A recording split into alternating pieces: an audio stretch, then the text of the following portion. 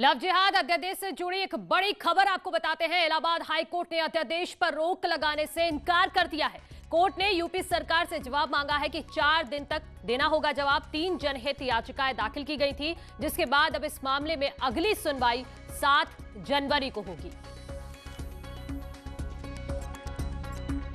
देश को इसकी संवैधानिकता को विभिन्न आधारों पर चुनौती दिया था। माननीय चीफ जस्टिस गोविंद माथुर और पीयूष अग्रवाल साहब की बेंच के सामने आज मामला सुना गया। स्टेट की तरफ से मनीष गोयल साहब जो एडिशनल एडवोकेट जनरल अपीयर हुए और कोर्ट ने स्टेट से डिटेल काउंटर मांगा है, जवाब मांगा है और अगली तिथि सुनवाई के लिए 7 जनवरी नियत किया है।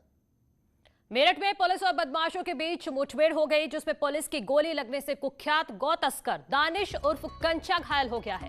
घायल बदमाश को अस्पताल में भर्ती कराया गया है। खरखोदा इलाके के जंगल में मुठभेड़ हुई थी। चेकिंग के दौरान जब बाइक सवार बदमाश को पुलिस ने रोकने की कोशिश की तो पुलिस पर ही बदमाश ने फायरिंग करना शुरू कर दिया, जिसके बाद जवाबी फायरिंग में गोली लगने से बदमाश घायल हो गया। बदमाश दानिश पर पहले से ही गौ तस्करी के कई केस चल रहे हैं।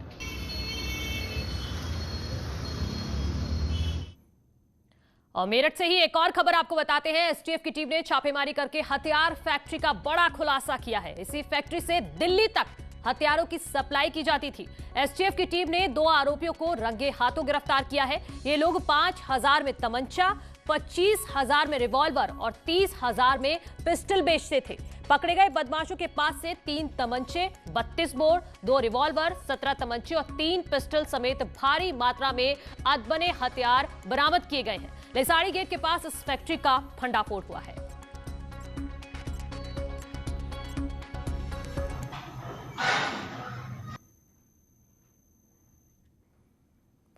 मैगी देश के लिए 2 मिनट CNN के सहयोग से लॉन्च एग्री चैलेंज एक अनूठा केस स्टडी चैलेंज है, जिसने भारत के टॉप 26 कॉलेजों से प्रतिभाशाली छात्रों को आकृष्ट किया है। इसमें ये छात्र एग्री बिजनेस सॉल्यूशंस पेश करते हैं जो फार्म सेक्टर को ज्यादा सस्टेनेबल, सक्षम और फायदेमंद बनाने में मदद करेंगे। अब जबकि इस हफ्ते इसका ग्रैंड फिनाले होने वाला है, हमने नेस्ले इंडिया के चेयरमैन और मैनेजिंग डायरेक्टर सुरेश नारायणन से बात की और उनकी इसकी प्रासंगिकता और प्रभाव को समझने की कोशिश की।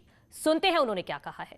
The brand is very much linked to agriculture, and agriculture is also the segment of our economy which is the most important in terms of occupation and in terms of incomes for a large number of the farming community and the allied community. And therefore it is important that issues around agriculture be addressed with.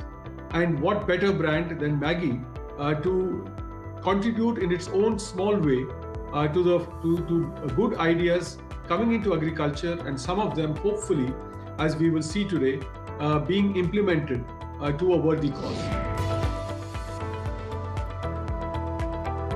आप हमारे 2 भागों के grand finale को जरूर देखें, जिसमें 3 टीमें 5 लाख के नगद पुरस्कार और एग्री चैलेंज टाइटल के लिए भिड़ेंगी।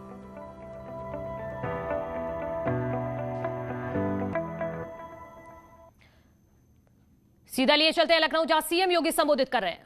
एक बड़े स्केल पे ले जाए और इससे भी आपस में वो पैसा एक दूसरे को लेकर लोन ले सकते हैं सर। आजीविका निधि है सर, ये इसमें 2 लाख एक विलेज ऑर्गेनाइजेशन को मिलता है।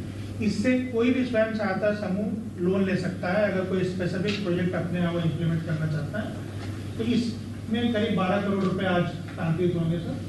प्रेरणा एग्रीकल्चरल टूल बैंक, कोई भी स्वयं सहायता समूह से 2 लाख रुपए तक का एग्रीकल्चरल इक्विपमेंट खरीद सकता है और अपना एक बैंक बना सकता है, उससे एक दूसरे को वो किराए पे दे सकते हैं।